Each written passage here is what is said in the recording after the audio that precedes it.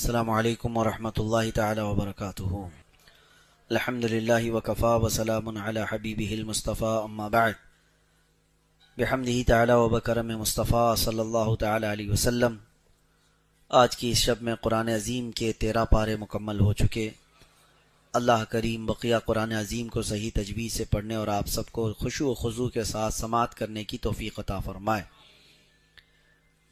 آج ہم نے سورہ رعد کی تلاوت کی اور سورہ ابراہیم کی تلاوت، سورہ یوسف کا جو بقیہ حصہ تھا وہ آج تلاوت ہوا۔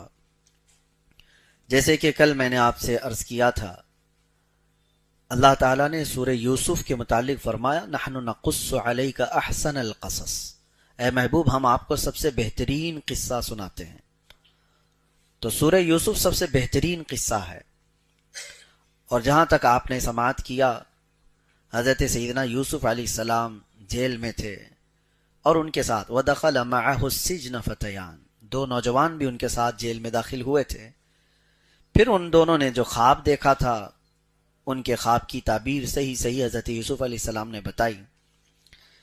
کل جیسے کہ میں نے یہ بھی عرض کیا، خوابوں کی تعبیر کے سلسلے میں یہ بھی ایک علم ہے۔ یہ تعبیر الرؤیا یعنی خوابوں کی تعبیر بتانا، تعبیر کا مطلب سمجھتے ہیں، اس کا کیا اشارہ ہو سکتا ہے، خواب میں کچھ اور دیکھا ہوتا ہے، اس کا معنی کیا ہو سکتا ہے، یہ باضابطہ پورا ایک علم ہے۔ اور اسی لیے فرمایا گیا کہ اپنے خواب ہر کس ناکس کو نہ بتاؤ، غیرے کے سامنے اپنے خوابوں کو نہ بتایا جائے۔ اور مومن کے خواب کے بارے میں اللہ کے نبی صلی اللہ علیہ وسلم نے فرمایا وہ نبوت کا 46واں حصہ ہے، مطلب مومن کے اکثر خواب سچے ہوتے ہیں۔ نبوت اب بند ہو گئی، کسی کو نبوت نہیں ملنے والی ہے، لیکن اللہ تعالیٰ اپنے بندوں کو ہدایت دیتا ہے تو اس کے ذریعے ہیں۔ تو یہ خواب جو ہے بندوں کو ہدایت دینے کا ایک راستہ ہے۔ بسا اوقات تمہیں خواب میں وہ دکھا دیا جاتا ہے جس کی تمہیں حاجت ہو، یا تمہیں کسی چیز سے بڑا نقصان ہونے والا ہو، اس سے تمہیں آگاہ کر دیا جاتا ہے خواب کے اندر۔ تو خوابوں کی تعبیر ایک اپنا علم ہے، لیکن آپ کو میں بتاؤں، جو اس کا علم رکھنے والے علماء ہیں انہی سے خوابوں کی تعبیر پوچھی جائے۔ اور خواب کی تعبیر دیکھنے والے پر بھی ڈیپینڈ کرتی ہے، حالت پر بھی ڈیپینڈ کرتی ہے، کس وقت دیکھا، دن میں خواب دیکھ رہا تھا یا رات کے وقت سونے میں خواب دیکھا ہے، اور دیکھنے والا کیسا ہے، متقی پرہیزگار ہے یا فاسق و فاجر آدمی ہے۔ ایک ہی خواب ہو سکتا ہے لیکن دونوں کے معنی الگ الگ ہو سکتے ہیں۔ حضرت محمد بن سیرین یہ تابعی ہیں، خوابوں کی تعبیر کے بڑے عالم تھے۔ ان کی کتاب ہے تعبیر الرؤیا، جو اب تک امت میں خوابوں کی تعبیر پر لکھی ہوئی ایک بہت بڑی کتاب ہے۔ حضرت محمد بن سیرین نے کئی مرتبہ خوابوں کی تعبیر کو قرآن سے اخذ کر کے بتایا۔ ابھی جیسے ہم نے سورہ یوسف پڑھا ہے، اسی میں ایک آیت کو لے کر کے انہوں نے خواب کی تعبیر کس طرح سے بتائی، میں آپ کو بتاتا ہوں۔ ایک شخص آیا اور اس نے کہا کہ میں نے کل خواب میں دیکھا کہ اذان دے رہا ہوں یا اذان سن رہا ہوں۔ سنیے، خواب میں اگر اذان دے رہے ہیں یا سن رہے ہیں تو کیا تعبیر ہو سکتی ہے؟ تو آپ نے اس کے بیک گراؤنڈ کو چیک کیا اور معلوم کرایا کہ کیسا شخص ہے۔ یہ بتایا گیا کہ نماز روزے والا ہے، دیندار آدمی۔ تو آپ نے کہا مبارک ہو تجھے، تو عنقریب حج پہ جانے والا ہے۔ خواب میں اذان دیتے ہوئے سننا یا اذان خود دے رہا ہو تو اس کی تعبیر یہ ہے کہ وہ حج پر جائے گا۔ مجلس ختم نہیں ہوئی تھی کہ ایک اور شخص آیا اور اس نے کہا کہ میں نے خواب میں دیکھا ہے کہ اذان دے رہا ہوں یا اذان سن رہا ہوں۔ تو آپ نے اس کے متعلق معلوم کیا، خواب تو سیم تھا۔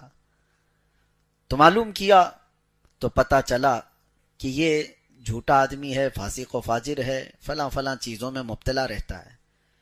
تو آپ نے کہا تو نے خواب میں اذان سنا، ان قریب تو چوری کے جرم میں پکڑا جائے گا۔ کتنی ڈیفرنٹ ہے، بہت زیادہ الگ ہے۔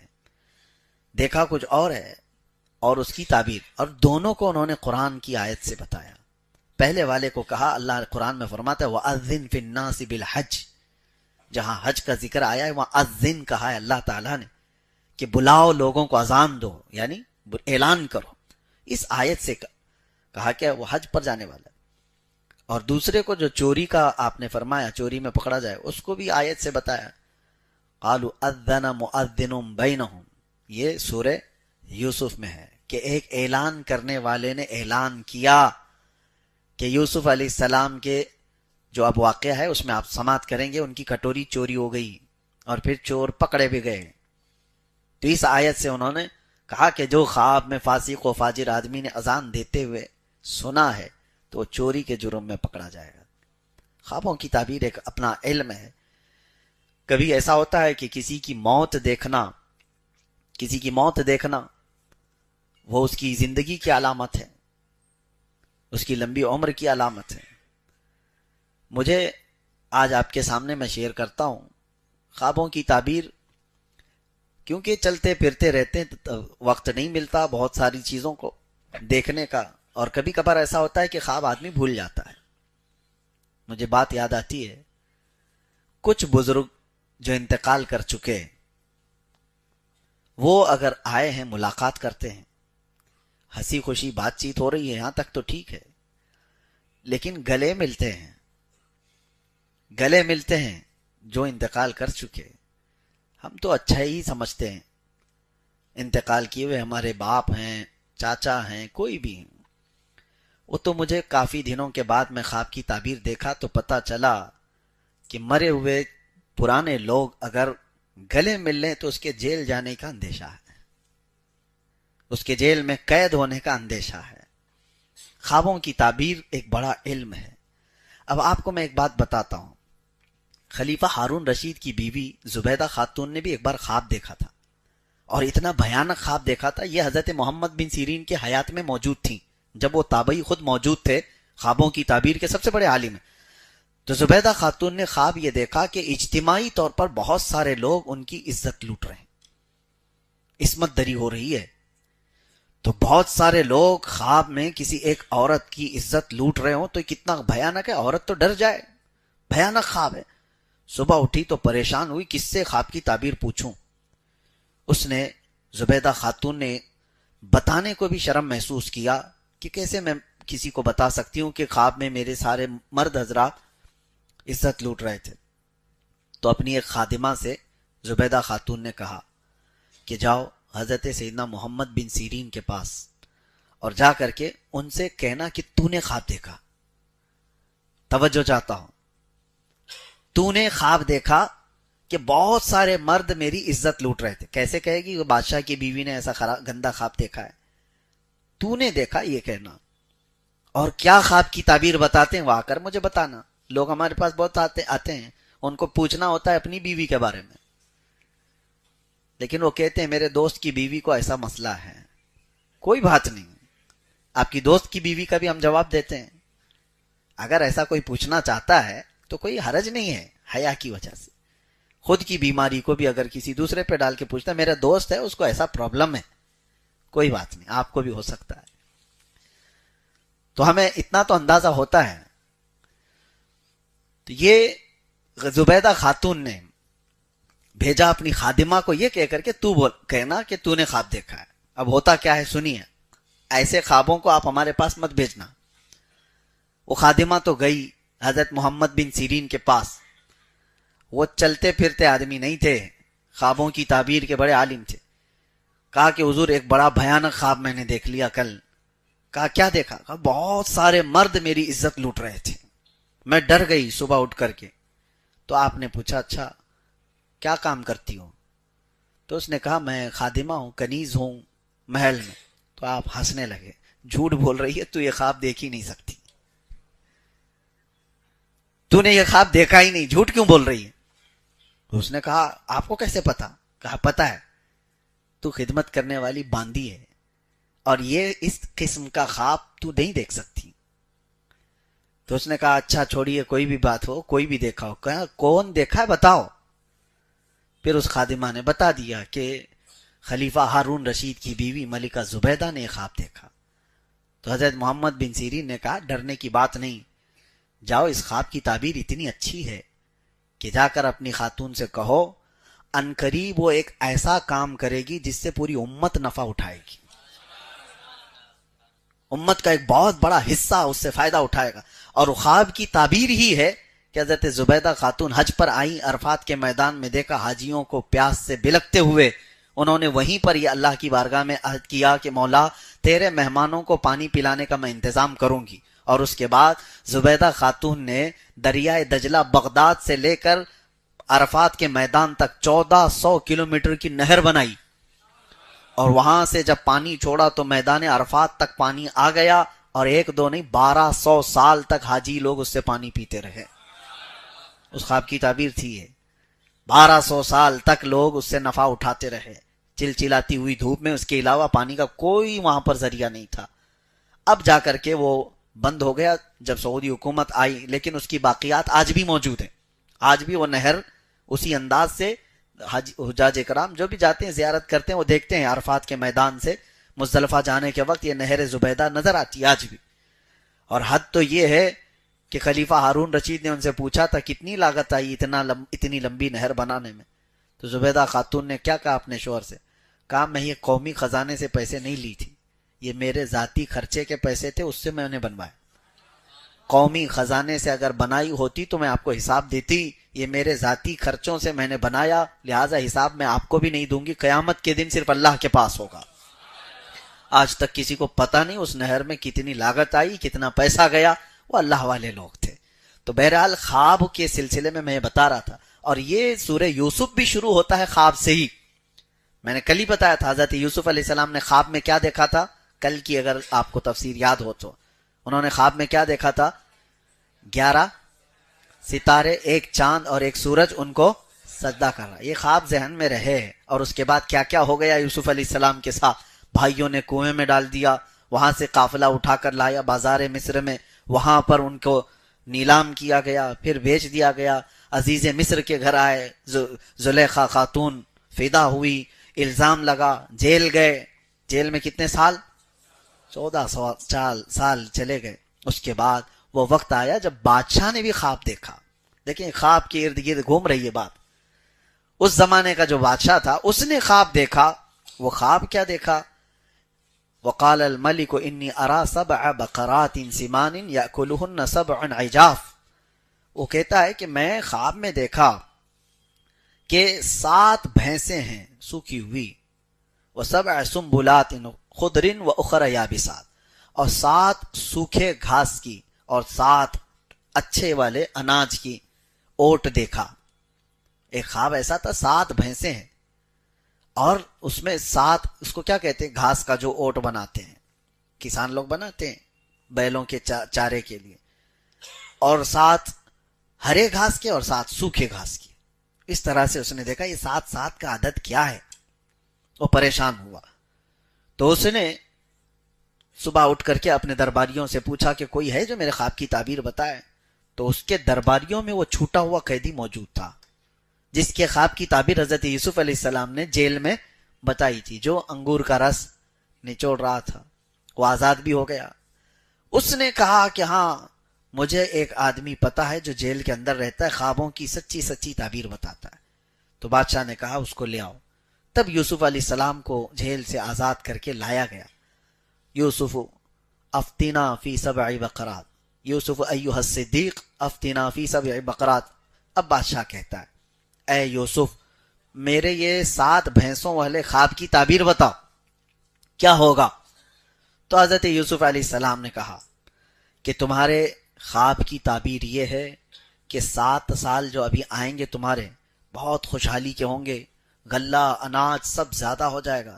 ثم یأتی بعد ذلك عام فیہ یغاث الناس وفیہ یعصرون. اس کے بعد پھر ایسا وقت آ جائے گا کہ لوگ جو ہے بھوکے اور پیاسے ہو جائیں گے، پوری زمین سوکھ جائے گی، اناج غلہ ختم ہو جائے گا، لوگ اپنے آپ کو بیچنے لگ جائیں گے، سب چیزیں اٹھا کر بیچ دیں گے. تو کیا کرنا چاہیے؟ تو بادشاہ سے یوسف علیہ السلام نے کہا یہ جو تمہارے اچھائی کے 7 سال ہیں یہ اس میں اناج اور غلہ خوب جمع کر لو، اور جب وہ برے دن آ جائیں یعنی بھوک و پیاس و شدت کے، اس وقت اپنی رعایا کو تم اناج تقسیم کرو. تو بادشاہ کو یہ خواب سمجھ آ گیا، یہ تعبیر سمجھ آ گئی، اور اس کے اعتبار سے بادشاہ نے اعلان کیا اور سارے غلے اناج جمع کیے جانے لگے. اور یوسف علیہ السلام کو اس خواب کی تعبیر بتانے کے بعد بادشاہ مصر نے سیدھے اپنے وزیر اعظم کے عہدے پر بٹھا دیا، وزیروں میں بھی وزیر اعظم کے عہدے پر بٹھا دیا۔ یہی ہے رب تعالیٰ کا نظام، گھر سے نکلے، قافلے میں گئے، کنویں میں ڈالے گئے، بازار میں بیچے گئے، پھر جیل میں ڈالے گئے، اور اس کے بعد سیدھے رب تعالیٰ کہاں، وہ اتنا بلند مقام کے وزارت عظمیٰ پر بٹھا دیا۔ اور اللہ فرماتا ہے وَكَذَلِكَ مَكَّنَّا لِيُوسُفَ فِي الْأَرْضِ، ہم نے زمین پر یوسف کو قوت بخشی، اور یوسف علیہ السلام نے اپنے حسن تدبیر سے ملک کے اور سلطنت کے کاموں کو ایسا نبھانا شروع کیا کہ بادشاہ کا اعتماد پورا آپ کے اوپر۔ 7 سال گزر گئے، اس کے بعد جو قحط کے 7 سال آئے، وہ آگے کے جو 7 سال، تو ساری رعایا پریشان تھی، ہر جگہ سے لوگ بھوکے اور پیاسے، اور کچھ بھی نہیں تھا، سب لوگوں نے جانور بیچ دیے، گھر بیچ دیے، اپنے آپ کو بھی بیچنے لگ گئے۔ تبھی اعلان ہوا کہ لوگوں کی ضروریات کے لیے شاہی خزانے سے غلہ دیا جائے گا، جو جس گھر میں، اب راشن تقسیم ہوتا ہے، جس گھر میں جتنے لوگ ہیں اتنا راشن لے کے جاؤ۔ اعلان ہو گیا، ہر جگہ سے لوگ اناج غلہ لینے کے لیے آئے۔ یہ وہ زمانہ ہے جب یہ شدت بھوک اور قحط سالی کی وجہ سے سارے لوگ پریشان تھے۔ تو یوسف علیہ السلام کے وہ 10 بھائی، ان کا کیا ہوا؟ وہ حضرت یعقوب علیہ السلام کی ناراضگی ہی مول لے کر جی رہے تھے۔ یعقوب علیہ السلام کا حال یہ تھا کہ اپنے بیٹے کی جدائی کے غم میں روتے روتے ان کی آنکھیں چلی گئی تھی۔ نبی تھے یعقوب علیہ السلام، لیکن یوسف علیہ السلام سے بے انتہا محبت کرتے تھے، اور اتنا غم تھا آپ کو کہ آپ کی بینائی چلی گئی۔ تو اللہ تبارک و تعالیٰ نے حضرت یعقوب علیہ السلام کے دل کو سکون دینے کے لیے ایک اور بیٹا عطا کیا یعقوب علیہ السلام کو، جن کا نام بنیامین رکھا گیا۔ بنیامین، یوسف علیہ السلام کے جانے کے کئی سالوں بعد بنیامین پیدا ہوئے، اور حضرت یعقوب علیہ السلام اب یوسف علیہ السلام کے مقام پر بنیامین کو زیادہ پسند کرتے تھے، اپنے قریب رکھتے تھے، ان سے محبت کرتے تھے، جیسے یوسف علیہ السلام کے ساتھ تھا۔ بہرحال اب غلہ اور اناج جب بٹنے کی بات آئی تو یہ 10 بھائیوں کو بھی حضرت یعقوب علیہ السلام نے کہا جاؤ بادشاہ مصر غلہ اور اناج تقسیم کر رہا ہے، تم لوگ بھی اپنے حصے کا لے آؤ۔ یہ 10 لوگ نکلے اور آئے، ان کو تو خبر ہی نہیں ہے یوسف کہاں ہیں، یہ تو کنویں میں ڈال کر ختم سمجھ رہے تھے، ان کی زندگی کا خاتمہ سمجھ بیٹھے تھے۔ اس کنویں سے، زہریلے کنویں سے بھلا زندہ کون نکلے گا جس میں یہ لوگ ڈال کے آئے تھے، لیکن اللہ جہاں سے چاہے نکالے۔ اب یہ 10 آئے، اور غلہ جب تقسیم ہو رہا تھا تو یہ لوگ جیسی آئے، حضرت یوسف علیہ السلام نے ان کو دیکھا، دیکھتے ہی پہچان لیا، اور ان لوگوں نے حضرت یوسف علیہ السلام کو نہیں پہچانا۔ بادشاہ وقت کا وزیر اعظم ہے، اتنے بڑے مقام پر ہے۔ حضرت یوسف علیہ السلام نے ان کو دیکھا، اور یوسف علیہ السلام کو معلوم تھا کہ ایک اور بھائی میرا چھوٹا یعقوب علیہ السلام کا نور نظر بن چکا ہے، بہت عزیز ہے۔ تو حضرت یوسف علیہ السلام نے ان سے کیا کہا؟ ہم تمہیں غلہ نہیں دیں گے، تمہارے گھر میں کتنے لوگ ہیں؟ کہا 10 اور ایک ہمارا بھائی۔ کہا جاؤ اس کو بھی لے آؤ، اس کو لے کر کیا ہو؟ انہوں نے کہا نہیں، اس کو ہمارے ابا نہیں بھیجیں گے۔ کہا کیوں نہیں بھیجیں گے؟ کہا اس سے پہلے ہمارا ایک بھائی ایسی غائب ہو گیا، اس کے ساتھ حادثہ ہوا، فلاں فلاں سب۔ وہ کس کو کہہ رہے ہیں؟ یوسف علیہ السلام کو کہہ رہے ہیں۔ اور کہا کیا وہ اب ہمارے والد کا نور نظر ہے، اس کو ہم نہیں لا سکتے۔ تو حضرت یوسف علیہ السلام نے کہا میں بھی اس وقت تک تمہیں غلہ نہیں دوں گا جب تک اس بھائی کو نہیں لاؤ گے۔ اب کیسے لائیں؟ تو اس کے بعد حضرت یوسف علیہ السلام نے ان کو واپس بھیجا۔ وہ گئے روتے گڑ گڑاتے اپنے ابا سے کہنے لگے بادشاہ مصر کا جو وزیر اعظم ہے وہ بڑا سخت ہے، وہ کہتا ہے جب تک چھوٹے بھائی کو نہیں بھیجیں گے وہ دے گا نہیں۔ حضرت یعقوب علیہ السلام جلال میں آ گئے اور کہا اس سے پہلے بھی تم لوگوں نے ایسی ہیلے بہانے کر کے مجھ سے یوسف کو دور لے کے، اور کچھ وہاں ان کے ساتھ غلط ہوا، میں نہیں چاہتا کہ میرے اس چھوٹے سے بیٹے کو بھی تم لوگ کچھ کرو۔ انہوں نے قسمیں کھائی، قدموں پہ گرے اور کہا کہ ہم سے جو خطا ہوئی، اتنے سالوں سے ہم آپ کی ناراضگی مول لیے ہوئے ہیں، ہرگز ایسا نہیں ہوگا، پوری ان کی حفاظت کریں گے، ان کے بغیر تو بادشاہ ہمیں کچھ دینے کو راضی بھی نہیں۔ حضرت یعقوب علیہ السلام نے ان کو بھیج دیا، چھوٹے بیٹے کو بھی، بنیامین کو لے کر کے 10 بھائی آئے۔ تو حضرت یوسف علیہ السلام نے سب کو دیکھا، اور اس کے بعد غلہ جب تقسیم کر رہے تھے، سونے کی کھٹوری سے اناج دیا جاتا تھا، یوسف علیہ السلام نے اپنے چھوٹے بھائی کے جھولے میں وہ سونے کی کھٹوری ڈال دی اور اس کے بعد سب کو بھیج دیا. تھوڑی دیر گزری تھی کہ آپ نے اعلان کروایا کہ شاہی خزانے کی کھٹوری چوری ہو گئی، ناکہ بندی کی جائے اور تلاشی لی جائے. کون لوگ ہیں جنہوں نے یہ چرایا ہے؟ سب کی تلاشی لی گئی تو وہ 10 بھائیوں کے بعد جو چھوٹے تھے بنیامین ان کے جھولے میں مل گئی. ان کو پکڑا گیا، کہا گیا کہ ان کو پکڑا جائے گا. یوسف علیہ السلام جیسے ہی ان کو پکڑ کر کے لائے اب تو وہ رونا دھونا شروع کر دیے. ہمارے ایک بھائی کے ساتھ ایسا ہوا ہے پہلے، اب ہمارے باپ ہمارا اعتبار ہی نہیں کریں گے. اگر ان کے ساتھ بھی ایسا ہوا تو آپ رحم کرو. قالوا یا ایھا العزیز ان له ابا شیخا کبیرا فخذ احدنا مکانہ انا نراک من المحسنین. وہ کہتے ہیں ہم میں سے کسی ایک کو پکڑ کے رکھ لو، اس کو چھوڑ دو. یہ 10 ہے نا، ہم ان میں سے کسی ایک کو رکھ لو، آپ اس کو چھوڑ دو، آپ بہت اچھے لگتے ہو. انہوں نے کہا وہی کل والی بات میں نے جو کہا، جیل والوں کو جس کی ضرورت ہے اس کو ہی پکڑا جاتا ہے. حضرت یوسف علیہ السلام نے کہا قال معاذ اللہ ان ناخذ الا من وجدنا متاعنا عنده. ہرگز نہیں، اللہ معاذ اللہ، میں کسی ایسے کو کیوں پکڑوں جس کے پاس یہ کھٹوری نہیں ملی، جس کے پاس ملی اسی کو پکڑوں گا. اب وہ پریشان ہو گئے، کیا کریں گے، ہمارے باپ غم سے ختم ہو جائیں گے، انتقال ہو جائے گا.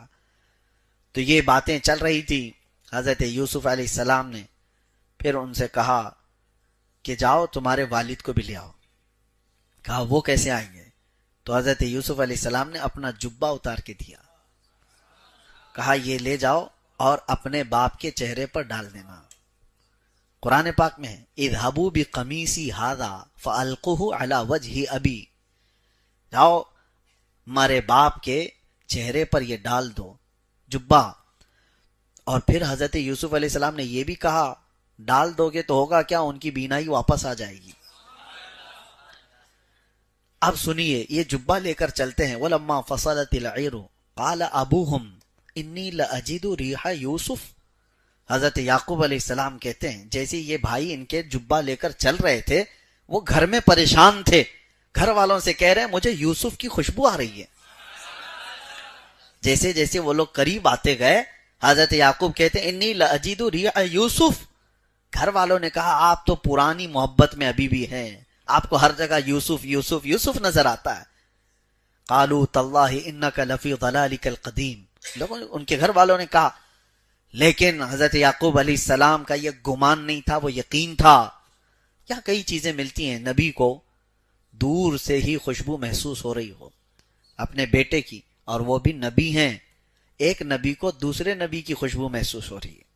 نبی کا پاور دیکھیں، نبی کی طاقت دیکھیں. اب اس کے بعد آیتیں سنیں. یہ بریلویوں کے واقعات نہیں، کہانی جس کو کہہ کر کے لوگوں میں پھیلا دیا جاتا ہے کہ یہ کہانیاں سناتے ہیں. آؤ کہانی نہیں، قصہ وہ جو اللہ تعالیٰ کہہ رہا ہے احسن القصص، اور اس میں ہمارا عقیدہ موجود ہے. فلما ان جاء البشیر القاہ علی وجہہ. اور کہتے ہیں کہ یہ لوگ جو جبہ لے کر کے آئے تھے وہ لائے، حضرت یعقوب علیہ السلام کے چہرے پر ڈال دیا. فرتد بصیرا، ان کی آنکھیں آ گئی. ارے نبی کا جبہ لگا ہے، نبی کا جبہ، اور یوسف علیہ السلام کا جبہ اگر نبی کو، اور وہ بھی ان کے باپ ہیں یعقوب علیہ السلام، ان کے چہرے پر ڈالا تو قرآن کہتا فرتد بصیرا، ان کی آنکھیں واپس آ گئی. لوگ ہمیں شرک شرک شرک کے فتوے دیتے رہ گئے کہ یہ نبی پاک کے منہ مبارک سے فائدہ اٹھاتے ہیں، یہ نبی پاک صلی اللہ تعالی علیہ وسلم کے نالین پاک سے جبہ مبارک سے فائدہ اٹھاتے ہیں. قرآن میں پڑھو یعقوب علیہ السلام نے اپنے بیٹے نبی یوسف علیہ السلام کے جبے سے فائدہ اٹھایا اور آنکھیں واپس آئی. اب یہاں اندازہ کرو، ایک نبی کا جبہ دوسرے نبی کو فائدہ دے سکتا ہے تو امتی کو کیوں نہیں دے سکتا؟ ارے امتی کو تو بدرجہ اولا دے گا، نبی کو جب فائدہ دے رہا ہے تو امتی کو کیوں نہیں دے گا؟ اور دوسری بات یہ ہے میرے عزیزو، حضرت یوسف علیہ السلام کا وہ جو جبہ ہے، قرآن پاک کی یہ بات میں کہہ رہا ہوں، جو آپ کے جسم سے مس ہوا یہی تو اس کا تعلق ہوگا. اس کے علاوہ اس جبے میں کیا کوئی چیز ہے؟ کوئی کرنٹ تھا، کچھ اور تھا؟ جسم پاک سے آپ کے مس تھا. یہی تو نسبتوں کے قائل سنی ہیں. جسم سے جو لگ جائے وہ چیز متبرک ہو جاتی ہے، وہ اعلیٰ ہو جاتی. اور یہ ہمارا نہیں، ام سلمہ رضی اللہ تعالیٰ عنہا ام المومنین حضور کی زوجہ ہے. حضور کی زوجہ، ان کے پاس حضور صلی اللہ علیہ وسلم کے 3 موئے مبارکات تھے اور وہ اپنے پاس سنبھال کر رکھتی. مدینے میں جب کبھی کوئی بہت بیمار ہوتا، حضرت ام سلمہ وہ دھو کر کے اس کا پانی دیتی، اس کو شفا مل جاتی. یہ برسوں تک معمول رہا اور یہ ازواج مطہرات کا معمول تھا. لوگ آج اور جن کو تبرک سے کچھ لینا دینا ہے ہی نہیں، مر گیا مردود، نہ فاتحہ نہ درود، انہیں کیا ان کے دلیلوں سے فائدہ ہو. ہاں، نبی آخر الزمان صلی اللہ تعالی علیہ وسلم کی چیزوں سے. ابھی آپ آگے کی تفسیریں پڑھیں گے. حضرت جبرائیل جس راستے پر چل رہے تھے موسیٰ علیہ السلام کا گھوڑا پکڑ کر کے، جب وہ دریا عبور کر کے، آپ کو حکم ہوا تھا فرعون سے بچنے کے لیے عصا مارو 12 راستے کھل جائیں گے. آپ اپنی فوج کو لے کر، اپنے مومنین کی جماعت کو لے کر موسیٰ علیہ السلام دریا عبور کر رہے تھے. اس وقت سامری نام کا ایک شخص جو امت موسوی میں تھا، اس نے دیکھ لیا تھا جبرائیل کو گھوڑا پکڑ کر کے آگے جا رہے ہیں. ایک ملک ہے، یعنی فرشتہ ہے. ان کے پیروں کے نیچے کی مٹی اٹھایا تھا، ان کے پیروں کے نیچے کی مٹی اٹھایا. اور جب موسیٰ علیہ السلام کوہ طور پر گئے تھے تو اس نے کیا کیا؟ پورے لوگوں کے سونے چاندی جمع کیے، پگھلا کر کے ایک بچڑا بنایا. ہاں، وہاں پر بھی اس نے گاؤں ماتا بنایا اور اس کے بعد اس میں وہ مٹی ڈال دیا. کون سی؟ جو جبرائیل امین علیہ السلام کے قدموں کے نیچے سے اس نے اٹھایا تھا.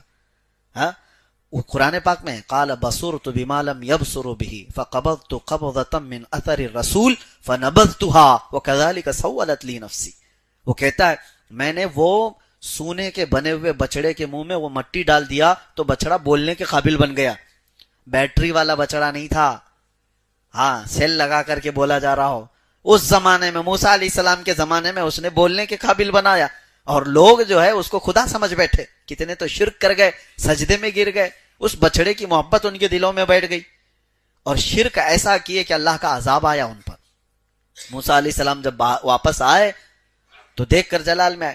اب یہاں میں بتانا چاہتا ہوں جبرائیل امین کے قدم کے نیچے کی مٹی اٹھا کر کے بے جان بچڑے کے منہ میں ڈال دیا جائے، وہ بولنے کے قابل ہوتا ہے. تو جہاں رحمت عالم صلی اللہ علیہ وسلم جس مدینے پہ چلے ہوں، کیا وہ مدینے کی مٹی کھا کے شفا نہیں ہوگی؟ تراب المدینۃ فیہ شفاء، مدینے کی مٹی میں شفا ہے. غبار المدینۃ فیہ شفاء، وہاں کی دھول میں بھی شفا ہے. صحابہ جب مدینہ طیبہ سے چلتے تھے تو اپنے چہروں پر لگی ہوئی دھول کو صاف نہیں کرتے، اکثر اس لیے کہ وہ جلد کے لیے شفا ہے. حضور پاک صلی اللہ علیہ وسلم کے قدم جہاں پر پڑے ہیں وہ شفا ہے. جو چیز مس ہوئی، یہ قرآن کے عقیدے کی بات میں بتا رہا ہوں. حضرت یوسف علیہ السلام کے والد آئے اور اب بینا تھے اور یہ 10 بیٹے اور چھوٹے بیٹے 11 لوگ مل کر کے آئے. یوسف علیہ السلام کو جیسے ہی انہوں نے دیکھا، عزیز مصر بادشاہ بھی تھا اس وقت، اور حضرت یوسف علیہ السلام نے پھر اپنا قصہ بتایا کہ یہ میرے بھائی ہیں، یہ میرے باپ ہیں، یہ میرے چھوٹے بھائی، انہوں نے یہ کیا تھا فلاں فلاں، اور اللہ تعالیٰ نے مجھے وہاں سے نجات دیا، بازار میں پہنچایا، پھر پرانے بادشاہ کے گھر، وہاں سے جیل سے تمہارے دربار میں. یہ اللہ تبارک و تعالیٰ کی حکمتیں ہیں، جسے جہاں سے چاہتا ہے اٹھا کر بلند کرتا ہے. اور پھر اپنے بھائیوں سے کہا لا تثریب علیکم اليوم یغفر اللہ لکم، آج تمہاری کوئی پکڑ نہیں، اللہ تمہاری بخشش کرے. بھائیوں کو انہوں نے معاف کر دیا، آج میں تمہاری کوئی پکڑ نہیں کرتا، اللہ معاف کرے، میں تمہارے لیے استغفار کرتا ہوں. جیسی یوسف علیہ السلام نے یہ کہا، وہ سارے لوگ یوسف علیہ السلام کی تعظیم میں سجدے میں گر گئے، سجدے میں گر گئے. فلما دخلوا على یوسف آوا الیہ ابویہ وقال ادخلوا مصر ان شاء اللہ آمنین. یہاں سے اللہ تعالیٰ فرماتا ہے ورفع ابویہ علی العرش وخروا له سجدا وقال یا ابت ھذا تأویل رؤیاہ. اس میں کتنے لوگ سجدے میں گر گئے؟ 11 بیٹے، یعقوب علیہ السلام اور عزیز مصر. حضرت یوسف علیہ السلام کہتے ہیں بچپن میں نے جو خواب دیکھا تھا، اے میرے والد یہ اس کی تعبیر ہے، یہ 11 ستارے ہیں، ایک چاند ہے اور میرا باپ سورج ہے. عزیز مصر بادشاہ، اس کی مثال چاند ہے، اور یعقوب علیہ السلام وہ سورج کی مثل ہے. اور سارے تعظیم میں جھک گئے، کس کے؟ یوسف علیہ السلام. تعظیم کا سجدہ جائز تھا. اس واقعے کو لے کر کے کوئی پیر صاحب پھر سجدہ نہ کرائیں. ہاں، وہ تعظیم یعنی مذہب موسوی میں اور اس سے قبل کی مذاہب کی بات میں کر رہا ہوں، بہت ساری چیزیں شریعت میں تبدیلی آ گئی. یوسف علیہ السلام کی شریعت میں جائز تھا، اگر آپ ان کی شریعت میں ہو تو یہاں زندہ بھی نہیں رہنا چاہیے. یہ امت محمدیہ ہے، شریعت چلے گی تو میرے مصطفیٰ کی ہوگی. بہرحال حضرت یوسف علیہ السلام کا واقعہ یہاں پر تمام ہوا، اور اللہ تبارک و تعالیٰ نے ان بھائیوں کو جو معاف فرمایا، اس میں ایک بہت نفیس عمدہ نکتہ مفسر شہیر حکیم الامت بیان فرماتے احمد یار خان رحمۃ اللہ علیہ. دیکھیں توجہ، بھائی جو ہے اگر دیکھا جائے تو ایک نبی کے ساتھ انہوں نے بہت بڑا برا کام کیا ہے، نبی کو مارنے کا کام. اور نبی کے ساتھ جب کوئی اس طرح کی حرکت کرتا ہے تو معاف ہوتا نہیں. تاریخ کے اعتبار سے دیکھیں گے اگر آپ، معاف ہوتے نہیں وہ لوگ، نبی کو نقصان پہنچانے والے اس طرح کے. لیکن یہاں پر ان بھائیوں کو جو معاف کیا گیا اس کی ایک وجہ بتائی گئی. آپ سوچیں حضرت یوسف علیہ السلام کو انہوں نے کنویں میں جو ڈالا، وجہ کیا تھی ان کی؟ کس لیے وجہ کیا تھی؟ وہ چاہتے تھے کہ یعقوب علیہ السلام سے ہم قریب ہو جائیں، یعقوب علیہ السلام سے ہم. تو حضرت حکیم الامت فرماتے ہیں ان کا جو یہ گناہ تھا نا، وہ ایک نبی سے قریب ہونے کے لیے تھا. بات سمجھ میں آ رہی؟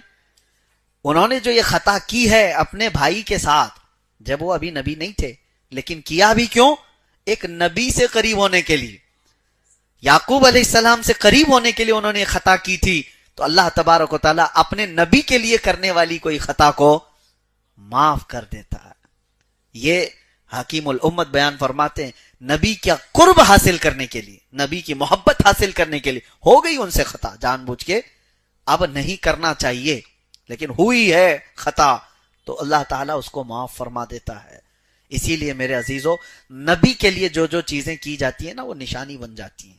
اسی طرح سے آج بھی ہاجرہ، سیدہ ہاجرہ کا دوڑنا یہ نشانی کیوں بن گیا؟ پانی پلانے کے لیے اپنے بیٹے کے لیے وہ دوڑتی رہیں، پانی تو ان کو ملا نہیں، پانی ان کو ملا نہیں. اللہ تعالیٰ نے اسماعیل علیہ السلام کے قدموں کے نیچے سے پانی ظاہر کر دیا، لیکن ان کا دوڑنا عبادت کیوں ہو گیا؟ اس لیے کہ وہ ایک نبی کی پیاس بجھانا چاہ رہی تھی، ایک نبی کے لیے دوڑی تو وہ نشانی بن گئی. آج جو نبی کے لیے کھڑا ہوگا وہ دنیا کی نشانی بن کر رہے گا.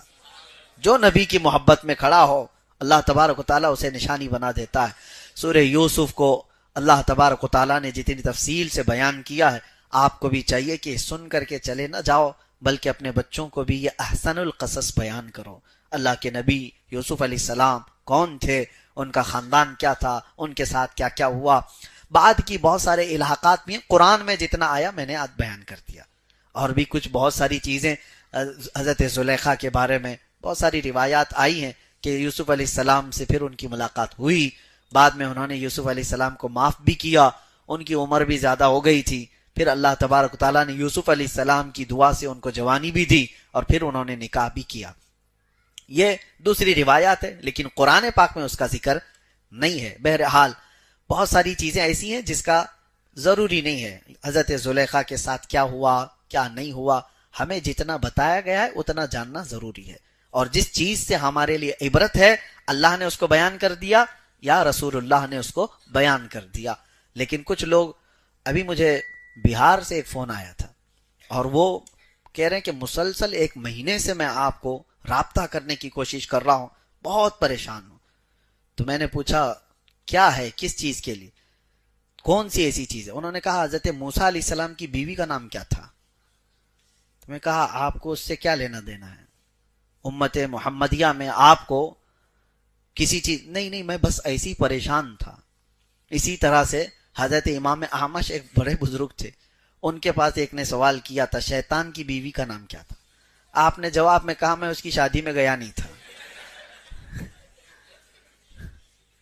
لا یعنی چیزوں کو مت پوچھو، جو تمہاری زندگی میں حلال و حرام، فرض اور واجب، وہ چیزیں جو تم سے، تمہاری شریعت سے ریلیٹڈ ہیں، تمہاری زندگی سے تعلق رکھتی ہیں، وہ سوالات کیے جا سکتے ہیں اور ان کی کھوج بھی کی جا سکتی ہے. باقی دو تاریخ کا حصہ ہے، پچھلے تاریخ کا حصہ جتنا اللہ نے اور اس کے رسول نے ہمیں بتایا بس اتنا ہی کافی ہے. اور باقی ان کی زندگیاں جتنی طویل گزری ہیں. اب 1,24,000 کم و بیش نبی، ان پر ایمان ہے یا نہیں؟ سب کا ذکر نہیں آیا ہے قرآن پاک میں اور حدیث پاک میں، سب کا ذکر نہیں آیا ہے. اور آپ کو حکم بھی نہیں دیا گیا کہ ڈھونڈ ڈھونڈ کے نکالو ابھی، اور آپ کر بھی نہیں سکتے. جتنے نبیوں کے ذکر آپ کو ضروری تھے، عبرت کے لیے سنانے تھے، اللہ نے سنا دی اور نبی پاک صلی اللہ علیہ وسلم نے بتا دی. تو جتنا ہمارے پاس تاریخ کا حصہ ہے اتنا ہی ہمیں معلوم کرنا چاہیے، اس کے علاوہ کی ضرورت نہیں. ہاں، آپ کو زندگی گزارنے کے معاملات پر ضرور توجہ دینی چاہیے. حلال کیا ہے، حرام کیا ہے، میرے لیے یہ کھانا صحیح ہے یا نہیں، یہ کام کرنا صحیح ہے یا نہیں، ان تمام چیزوں کی تحقیقات کرو. اللہ تبارک و تعالیٰ کہنے سننے سے زیادہ عمل کی توفیق عطا فرمائے. ایک آیت کریمہ اور ہم نے تلاوت کی ہے. اللہ فرماتا ہے الذین آمنوا وتطمئن قلوبهم بذکر اللہ الا بذکر اللہ تطمئن القلوب. اللہ فرماتا ہے بے شک وہ لوگ جو ایمان لائے ان کے دلوں کا سکون اللہ کے ذکر سے ہے.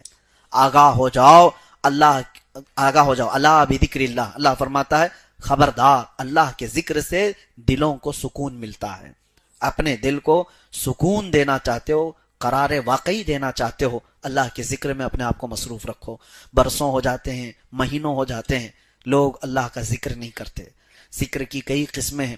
ذکر باللسان یعنی زبان سے، ذکر بالجوارح اعضاء سے بھی اللہ کا ذکر کرتا ہے آدمی، اور عبادت کے ذریعے سے بھی اللہ کا ذکر کرتا ہے، قلب سے بھی اپنے اللہ کا ذکر کرتا ہے. ذکر کے کئی طریقے ہیں، اور اللہ نے قرآن میں کیا فرمایا؟ فَاذْكُرُونِي اذکرکم، تم میرا ذکر کرو میں تمہیں یاد کروں گا. اللہ تبارک و تعالیٰ کا یہ وعدہ ہے، اور وہاں یاد کرے گا جہاں دنیا تمہیں یاد نہ کرے. تمہاری قبر میں کوئی تمہیں پوچھنے والا نہیں، لیکن اللہ تبارک و تعالیٰ تمہیں وہاں پر یاد فرمائے گا. تو یہ ذکر کے بغیر مردہ ہے آدمی. اور ایسی ہی سمجھ لو ہماری روح بیمار ہوتی چلی جاتی ہے. دل کے متعلق فرمایا میرے آقا صلی اللہ علیہ وسلم نے، جب پیدا ہوتا ہے بندہ تو ایسا اس کا دل صاف شفاف آئینے کی طرح ہوتا ہے، پیدا ہوتا ہے. اور جب وہ بڑا ہو کر شعور آتے ہیں اور گناہ کرتا ہے تو اس کے دل پر ایک دھبا لگایا جاتا ہے، اور اس کے بعد وہ دھبا اس کو دوسرے گناہ پر ابھارتا ہے. ایک بار کر لیا نا تو کیا فرق پڑتا ہے، کچھ ہوا تو نہیں. دوسرا گناہ کرتا ہے، پھر تیسرا گناہ کرتا ہے، پھر چوتھا گناہ کرتا ہے. یہ گناہ اس کو اور آگے پش کرتے جاتے ہیں کہ پہلا والا گناہ اس کو تقویت دیتا ہے، سپورٹ کرتا ہے. کچھ ہوتا نہیں ہے، ایک بار جھوٹ بولنے سے کچھ ہوا تو نہیں، بچہ شروعات یہاں سے کرتا ہے. چوری کر کے بھی دیکھ لیا کوئی پکڑا نہیں، اور دوسری کر لو، دوسرے کے بعد تیسری، تیسری کے بعد بڑی، یہ چلتا رہے گا. اور میرے آقا صلی اللہ علیہ وسلم فرماتے ہیں ایک وقت ایسا آ جاتا ہے اس کے دل پر کالے نقطے بیٹھتے بیٹھتے پورا دل کالا ہو جاتا ہے. اور دل جب کالا ہو جاتا ہے تو پھر اس کو نہ عبادتوں میں دل لگتا ہے، نہ قرآن پڑھ سکتا ہے، نہ زیادہ دیر تک مسجد میں بیٹھ پاتا ہے، نہ غربا و مساکین کو خیرات کر پاتا ہے، نہ اس کو آیات عذاب ہلا پاتے ہیں، نہ آیات قبر. وہ جنازے دیکھتا رہتا ہے، قبرستانوں میں ٹھٹے مار کر ہنستا رہتا ہے. یہ اس کی علامتیں ہیں جس کا دل کالا ہو چکا ہے. اسے نہ مردے کچھ الجھات پاتے ہیں، نہ قبروں کی زندگیاں اسے واض و نصیحت کرتی ہیں. دل جب سیاہ ہو جائے تو یہ بہت سخت ہے. اور اس کے بعد کہا گیا نہایت جب دل سخت ہو جاتا ہے تو اس بندے کے متعلق کوئی بھروسہ نہیں کہ وہ کہاں تک گناہ کر سکتا ہے. وہ ماں سے زنا بھی کر سکتا ہے، باپ اپنی بیٹی سے زنا بھی کر سکتا ہے. یہ تمام چیزیں علامات بتائی گئی. دل کو اتنا سیاہ ہونے نہ دو. کب ہوتا ہے یہ گناہ کرتے کرتے، جب اس کا علاج ہی نہیں کرتا کوئی بندہ. اب اس کا علاج کیا ہے؟ قرآن کہتا ہے دل کو پاک کرنا ہو تو اللہ کا ذکر کرو.